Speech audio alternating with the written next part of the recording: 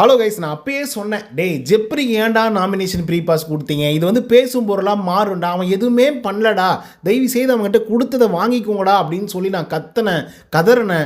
அதுக்கு வந்து நிறைய பேர் வந்து கமெண்ட்ஸ்லாம் வந்து பார்த்தீங்க அப்படின்னா, டாய் நீ ஒருத்தனுக்கு மட்டும் தான் சப்போர்ட் பண்ணுற, நீ வேறு யாருக்கு சப்போர்ட் பண்ணவே மாட்டேங்கிற, இப்போ ஜெப்ரி வாங்கினதுல என்னடா உனக்கு பிரச்சனை அப்படிங்கிற மாதிரிலாம் கேள்வி கேட்டிருந்தீங்க. நான் சொன்னனே, கேட்க மாட்டேன்ட்டிங்களே, நான் சொன்னனே. இப்போ அது ஒரு பெரும் பேசும் பொருளாக மாறி இருக்கு. ஜெப்ரி அவர்களுக்கு ஏன்டா நாமினேஷன் ப்ரீ பாஸ் கொடுத்தீங்க அப்படின்னு சொல்லி நான் கேட்டிருந்தா நீங்கள் என்ன வந்து விட்டுருப்பீங்க, ஓடவும் விட்டீங்க. இப்போ விஜய் சேதுபதி கேட்குறாங்க, என்ன பதில் சொல்ல போகிறீங்க? சரி, ஓகே, இன்றைக்கான டாபிக் உள்ள வந்து போகலாம். ஸோ அதுக்கு முன்னாடி நம்மளுடைய சேனலை சப்ஸ்கிரைப் பண்ணாதவங்க சப்ஸ்கிரைப் பண்ணி வச்சுக்கோங்க. பக்கத்தில் ஒரு பெல் ஐக்கான் இருக்கும், அதையும் ப்ரெஸ் பண்ணி ஹாலில் போட்டுக்கோங்க. அப்போ தான் நாங்கள் அப்டேட் பண்ணுற ஒவ்வொரு விஷயம் நோட்டிஃபிகேஷன் வந்து சேரும். அதை தான் இந்த வீடியோக்கு ஒரு 1000 லைக் எதிர்பார்க்குறோம். ஸோ லைக்கை போடுங்க, வீடியோ பாருங்கள். வாங்க இன்றைய வீடியோக்குள்ள வந்து போகலாம். ஆக்சுவலாக இந்த வாரத்தில் வந்து மேனேஜர்ஸ் வர்சஸ் தொழிலாளர்கள் அப்படின்னு சொல்லி ஒரு டாஸ்க்கை வந்து கொடுத்தாங்க. இந்த டாஸ்க்கில் வந்து மேனேஜர்ஸாக நல்லாவே பர்ஃபார்மன்ஸ் வந்து சூப்பராகவும் பண்ணிட்டு இருந்தாங்க. எல்லாருமே அவங்கவுங்களால முடிஞ்சதை பண்ணிட்டு இருந்தாங்க. இதில் ஜெப்ரி ஒன்றுமே பெருசாக கான்ட்ரிபியூஷனே பண்ணாமல் தான் இருந்தான். ஸோ அப்படி இருக்கும்போது ஜெப்ரிக்கு எப்படா நாமினேஷன் ப்ரீ பாஸ் கொடுத்தீங்க அப்படிங்கிற கேள்வி எல்லாருமே எழுப்பிட்டு இருந்தாங்க, இன்க்ளூடிங் மீ. ஓகேங்களா? ஸோ இப்போ யார் பெஸ்ட் பர்ஃபார்மராக இருந்தாங்க, யார் பெஸ்ட்டான மேனேஜராக இருந்தாங்க அப்படின்னு சொல்லி கேட்கும்போது அதுக்கு வந்து மஞ்சரி அவர்களும் தீபக் அவர்களும் தான் செலக்ட் பண்ணியிருந்தாங்க. மஞ்சரி வந்து பார்த்திங்க அப்படின்னா ரொம்ப ஆர்வமாக இருந்தாங்க, நமக்கு தான் நாமினேஷன் ப்ரீ பாஸ் இந்த வாரமும் கிடைக்க போகுது அப்படிங்கிற மாதிரி. பட் கடைசியாக வந்து பார்த்திங்க அப்படின்னா ஜெப்ரி சில ரீசன் சொன்னாப்ல. என்ன ரீசன் சொன்னார் அப்படின்னா, அதாவது நான் தலைவராக இருந்தேன், தலைவராக இருக்கும்போது என்னால் சரியாக செயல்பட முடியல, நான் மறுபடியும் வந்து தலைவராக ஆனேன் அப்படின்னா எனக்கு உள்ளே இருக்கக்கூடிய கரேஜஸ் எல்லாம் நான் வெளிப்படுத்துவேன், என்னுடைய திறமையை வந்து காட்டுவோம், ஒரு நல்ல தலைவராக நான் இருப்பேன். ஸோ எனக்கு ஒரு சான்ஸ் கிடைக்கணும், அந்த சான்ஸ்க்கு வந்து நாமினேஷன் ப்ரீ பாஸ் இருக்கணும்.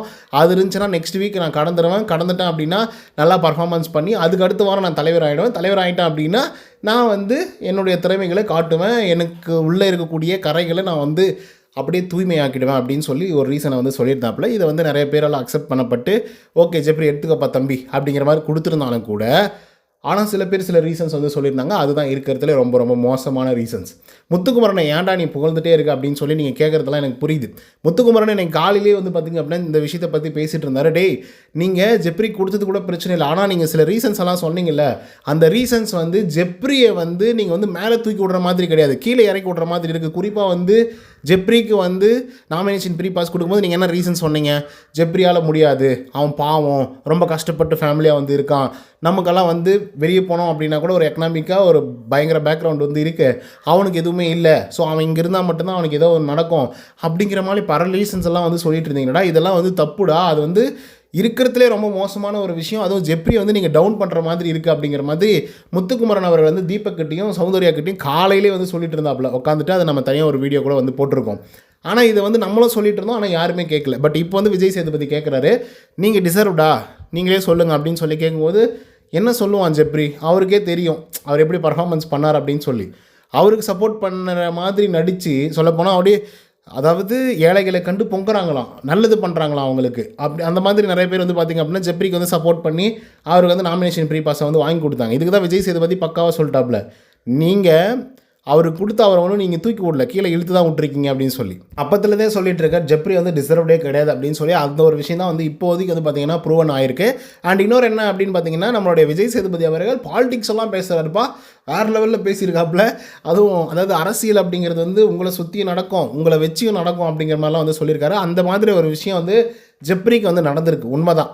ஏன்னா அவன் வந்து பார்த்திங்க அப்படின்னா ஒரு புள்ளிங்கோ பசையன், அவன் வந்து ஒரு சமுதாயத்தை வந்து ரெப்ரசன்ட் பண்ணுற மாதிரி வந்துருங்க.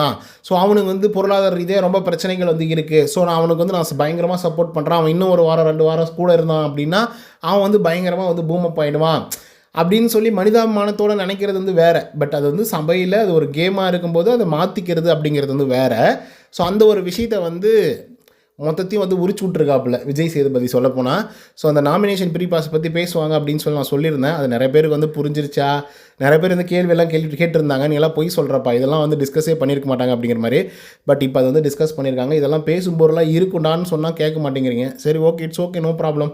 அப்புறம் எபிசோட் பார்த்தோன்னே ரியலைஸ் பண்ணுறீங்க, ஆமாடா அந்த பையன் ஒருத்தன் கத்தின்னு இருந்தான், பேசிகிட்டு இருந்தான், சொல்லிட்டு இருந்தான், கரெக்டு தான் போல் அப்படின்ற மாதிரி. பட் எனிஹவ் கொஞ்சம் அதாவது நம்மளுடைய மெசேஜ் வந்து லேட்டாக ரீச் ஆனாலையும் ரீச் ஆகுதுல்ல, அது போதும் நமக்கு.